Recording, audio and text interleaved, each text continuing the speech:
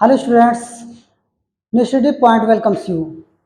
जैसा कि आप लोग अच्छे से जानते हैं कि कल हमने नाउन का एक एक्सरसाइज करा दिया था और आज भी एक एक्सरसाइज एकेडमिक लेवल का फिलहाल कराने जा रहा हूं। इसके बाद जो 2 लेक्चर रहेंगे वो आपके कंप्यूटर लेवल के रहेंगे। तो मैंने जैसा बताया था आपको वहाँ वैसे ही रूल यहाँ भी फॉलो करना पड़ेगा। अगर आपको इसको समझना है तो इससे पहले जो यूसेज ऑफ नाउन मैंने 3 पार्ट में पढ़ाया है उन तीनों को पढ़ना बहुत ही आवश्यक है। उसके बगैर आप इसे समझ नहीं सकते हैं। तो आप लोग इसे पहले समझिए और फिर कीजिए, फिर देखिए कितना मजा आता है। कोई बहुत ज्यादा इंग्लिश टफ नहीं होती, लोग नाहक में डरा करते हैं। अगर उसको मन लगाकर पढ़ लिया जाए एक बार तो इतना अच्छा लगता है, इतना इंटरेस्टिंग होता है कि उसके बगैर दूसरा सब्जेक्ट मतलब छूने का मन भी नहीं करता है, इतना अच्छा लगता है। तो हम स्टार्ट करते हैं बिना देरी किए हुए एक्सरसाइज 2, जो कि नाउन का ही है। इसमें भी है करेक्ट द सेंटेंस, यानी सेंटेंस को करेक्ट करना इसमें है। तो बिना देरी किए हुए आइए अपने टॉपिक पर आ जाते हैं। पहला क्या दिया देखे आप लोग, it is difficult to find man servants in big cities because they are engage in other profitable professions. आप यहां पर देख सकते हैं it is difficult to find man servants. आप यहीं पर देख सकते हैं अच्छे से कि हाँ यहाँ पे क्या यूज किया गया है, मैन सर्वेंट्स। ये जबकि इससे पहले मैंने प्लूरल में एक चीज बताया था, बल्कि जेंडर में भी बताया था आपको याद होगा कि यहाँ पे जो है जब कभी कोई पद जो है उसके साथ उसका जेंडर भी जुड़ा हुआ हो तो वहां पर जैसे मैन लगा है या वोमेन लगा है बेसिकली, तो वहां पर दोनों को हमें प्लूरल बनाना रहता है। तो यहाँ पर मैन सर्वेंट्स नहीं बल्कि मेन सर्वेंट्स करना होगा। आपको ये वाला पार्ट है इसको सही करना होगा, आपको यहाँ पर करना होगा मैन और सर्वेंट्स करना होगा। यही इसमें गलती है। आइए दूसरा सेंटेंस देखते हैं। All his sister in laws are married and settled in the UK. यहां पर देखिए आप लोग की कौन सी गलती है, all his sister in laws, यहीं पर सेंटेंस पढ़ने की जरूरत नहीं है। यहां पर देखिए आप लोगों को मैंने जेंडर में ये भी पढ़ाया था, ये जेंडर के ही पार्ट है। इसमें कंपाउंड नाउन एक होता है, तो इसमें जो रिलेशन वाला वर्ड होता है हम उसमें सिंगुलर प्लूरल बनाते हैं। यहाँ पे तो लॉ मतलब कानून होता है, तो ये तो रिलेशन का है नहीं, हटा दीजिए। इन मिस में होता है, ये भी रिलेशन में नहीं आता, इसको भी हटा दीजिए। सिस्टर मतलब बहन होता है, और सिस्टर इन लॉ बहन मतलब क्या कहते हैं, बीवी की बहन को बोला जाता है, यानी कि साली को कहा जाता है। तो यहाँ पर रिलेशन सिस्टर वाला होता है, ये नहीं होता है। तो आप यहाँ से हटाकर आपको यहाँ पे जोड़ना होगा। क्या करना होगा, इसे सिस्टर्स इन लॉ, यहां से हमें एस हटाना है और यहाँ पे हमें एस बढ़ाना, बस यही एक कमी इसमें है। अब इसके बाद में बाकी सब स्टार्ट है, जैसे ऑल सिस्टर्स इन लॉ तो बहुवचन है तो आर लगा ही है, बाकी इधर का सब सही है। नेक्स्ट आते हैं, देखें क्या है, you should always true to your words if you are to succeed in life. इसमें देखते हैं कि क्या गलती है। इसमें आप देखें you should always true to your, यहां पे देखें आप लोग वर्ड्स का यूज किया गया है। आप इसके मीनिंग को समझने की कोशिश करें। इसमें क्या है, एक होता है वर्ड, एक होता है वर्ड्स। वर्ड्स ये जो सेंटेंसेस वाले होते हैं ये होते हैं, और वर्ड का मतलब तो वचन। तो यहाँ पे क्या कहा है, तुम्हें हमेशा अपने वचन का पक्का होना चाहिए। यहाँ अपने शब्दों का पक्का नहीं, वचन का, वचन मतलब वादा वाला। तो यहाँ पर जब भी कभी वचन का सेंस आएगा तो हमें वर्ड्स नहीं बल्कि वर्ड का प्रयोग करना रहता है। तो उम्मीद करता हूं आप लोग ये भी समझ चुके होंगे। हाँ, लेकिन तभी समझ पाए होंगे अगर आपने उन तीनों वीडियोस को देखी होगी। नेक्स्ट देखते हैं क्या है, it is a pity that even 5 years old boys are engaged in hazardous factories. यहां पर क्या कहा है, it is a pity that even 5 years old boys। आप यहां पे एक चीज फोकस करें, आप लोगों ने ग्रामर में एक चीज पढ़ी होगी, जैसे बोलते हैं मतलब आम बोलचाल में I am 5 years old, I am 10 years old।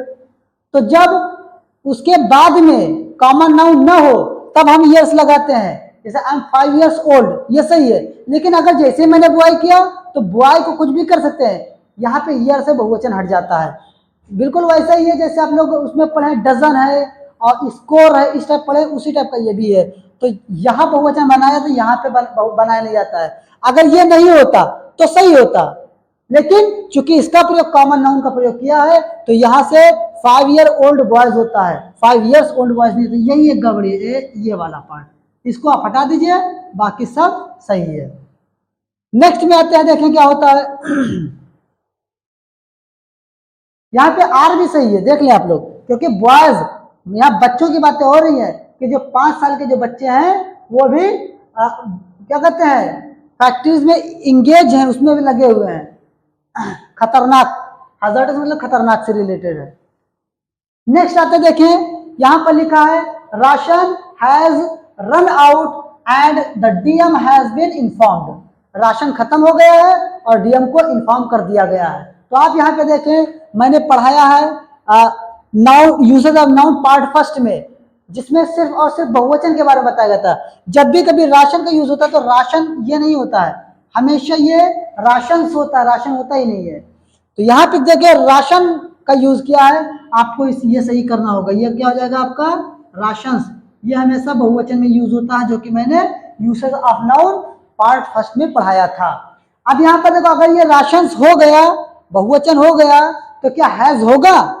ये तो मैंने कल के वीडियो में बताया था कि बहुवचन के साथ, और इससे पहले भी बता चुका हूं मैं कि बहुवचन के साथ एस, ऐसा हेल्पिंग वर्ब या मेन वर्ब नहीं आता है जिसके लास्ट में एस लगाया जाता हो।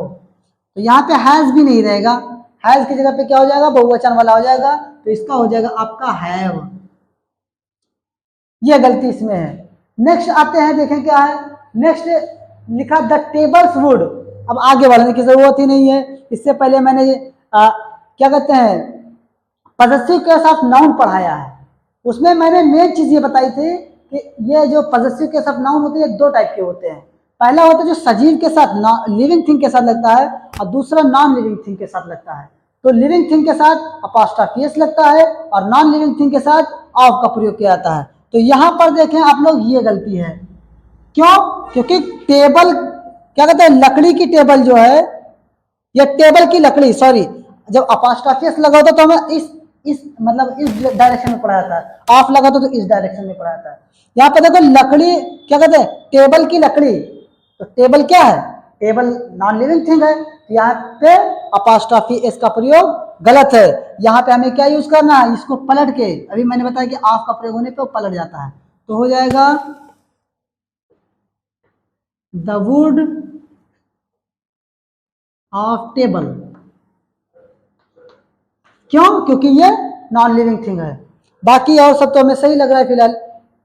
इसका मतलब होगा, जब बनेगा क्या, the wood of table is infested with might, ये जो है लकड़ी क्या कहते हैं, टेबल की लकड़ी में घुन लग गए हैं, घुन ने हमला कर दिया, इन्फेस्ट मतलब हमला करना, हमला कर दिया है, यहां से स्टार्ट है, तो यहीं पे गड़बड़ी है।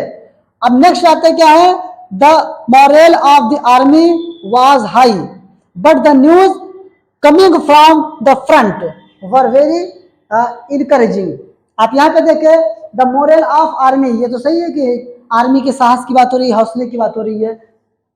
अब यहाँ पे हौसला अनकाउंटेबल नाउन है, जाहिर सी बात है, जो अनकाउंटेबल नाउन है जिसके आवाज लगना है, ये भी सही है, हाई ये भी सही है, बिकॉज द न्यूज, क्योंकि वो news coming from the front, जो कि सामने से आई है।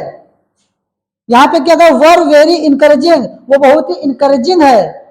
अब यहाँ पे देखो न्यूज, न्यूज जो है मैंने इसके बारे में बताया था आपको, जब पार्ट सेकंड में पढ़ाया था मैंने नाउन, यूसेज ऑफ नाउन में, तो मैंने उसमें बताया था कि न्यूज जो है वो कभी बहुवचन हो ही नहीं सकता, चाहे उसमें एक बात बताई जाए, चाहे 10 बात बताई जाए, चाहे 100 बात बताई जाए, वो न्यूज न्यूज ही रहेगी। न्यूज का मतलब कलेक्शन ऑफ इंफॉर्मेशन। तो न्यूज के साथ यहाँ पे वर का प्रयोग जो किया है, यही गलती है। यहाँ पर क्या होगा आपका, यहाँ पर होगा वाज का प्रयोग। क्यों? क्योंकि न्यूज जो है वो आपका क्या है, वो आपका सिंगुलर है। अब देखते हैं नेक्स्ट जो है, मतलब लास्ट जो बचा है, इसको भी देख लेते हैं। The majority likes reading